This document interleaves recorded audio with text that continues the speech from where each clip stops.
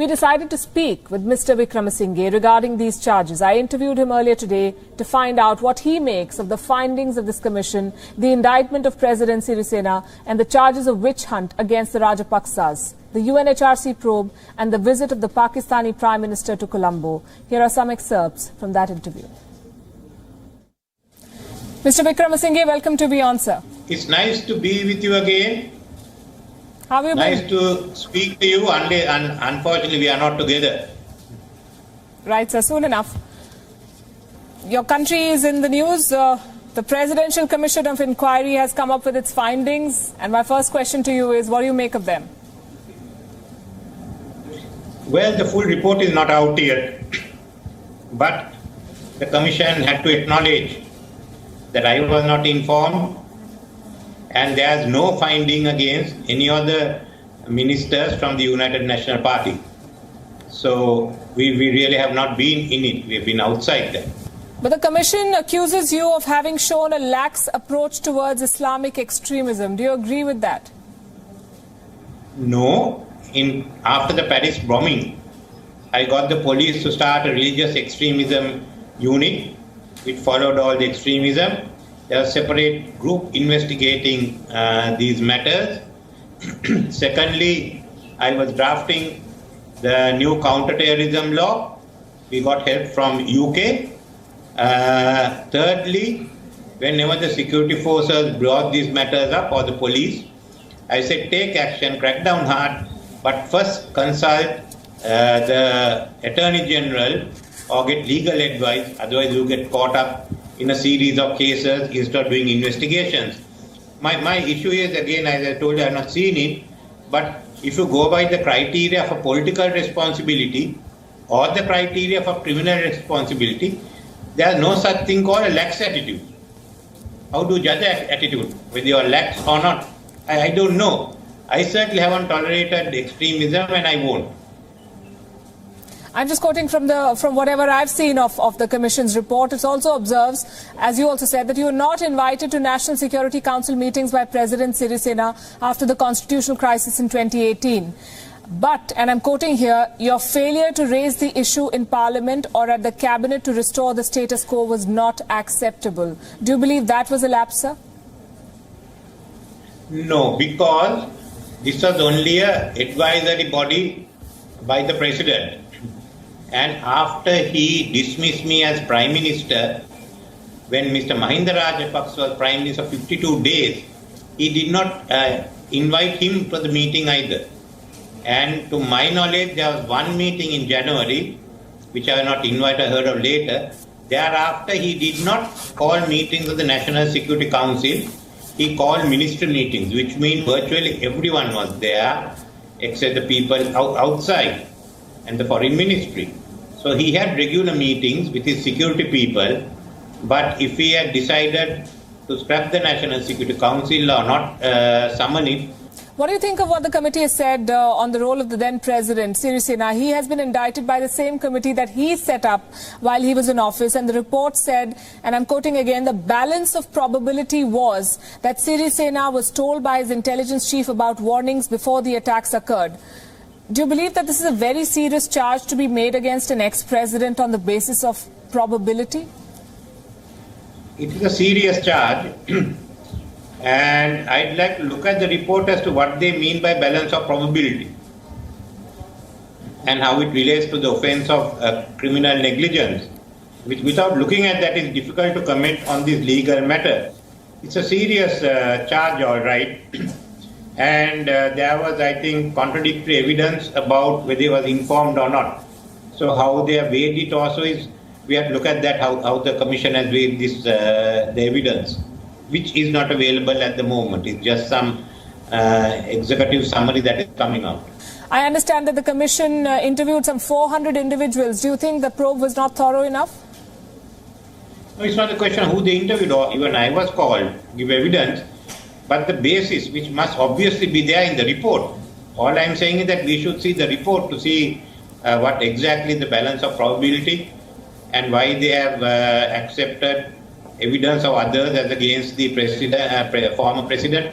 I mean, that's normal in a court of law or in a commission. The fact is that they have written a report, but the report is not available to us yet.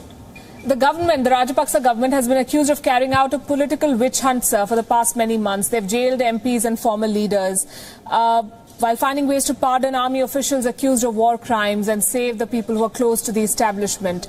Do you believe that this probe report is independent of such political influences? In regard to the question you brought up, well, there's a what was called a political victimization commission, inquiry commission, and there they have recommended that the courts take certain steps. Now that's against the judicial power and the independence of the courts. And all these cases were filed by the Attorney General. And what measures the Attorney General should take? Again, in exercising his decision whether to prosecute or not, the Attorney General has an independent role. So you cannot ask him, direct him. I mean, we can't direct the Attorney General to act. So those are serious issues that have come up. Would you say the current dispensation has been more effective in combating extremism in Sri Lanka? I think after the April bomb, we were able to root out the rest of the extremism. As far as the Tamils, LTT, terrorists were concerned, the LTT movement, no, there is no such movement now. It's been monitored well. Nothing in the South idea among the Sinhalese. What we had was this group that claimed affiliation to the ISIS or sympathizers. And now we've done a fair amount of work. I think by that time it was basically rooted out. But that's still being carried on by this government. So you're saying that the record of the Rajapaksa government is not necessarily better than yours? No, it's just continuing what we have done. There was nothing in many areas. It's just looking at if there are any other sort of terrorist groups equivalent to the bombing. You must not give rise to any tensions, racial or religious. Then obviously you can deal with this much. It's much easier to deal with it. Is that what's happening according to you? Well, there's a lot of racial and religious politics going on. Must try and reduce it. And how do you think that will have a bearing on the security situation? In any country, when you get tensions, then the tensions reflect on the security situation. People are less inclined to give information. So you're saying that the government's approach is going to be counterproductive in the long term? No, I just gave some advice that at the moment there isn't much tension, but you must not allow tension to build up. So the issue of rights violations in Sri Lanka has been taken up at the United Nations Human Rights Council, and it has been called, quote-unquote, serious and deteriorating, the situation in Sri Lanka. The Foreign Minister of Sri Lanka, Dinesh Gunawardene, has said that the resolution is politically motivated, and I'm quoting, that Sri Lanka has been subjected to unprecedented propaganda campaigns. What's your view? We took a different view, and we were able to resolve these issues basically because there was an announcement made jointly by President Rajapaksa and the Secretary General of the UN, Ban Ki-moon. In our view, you couldn't get behind it. So we went along. Whatever had been started, we allowed them to carry on with the cases. And that's our view. So if you don't think that the communique is a basis of acting, then you have problems. The government has taken a different view.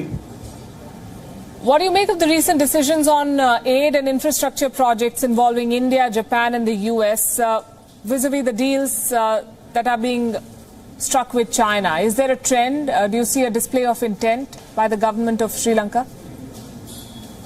We did a number of we planned out a number of connectivity projects and power projects, the infrastructure for the future.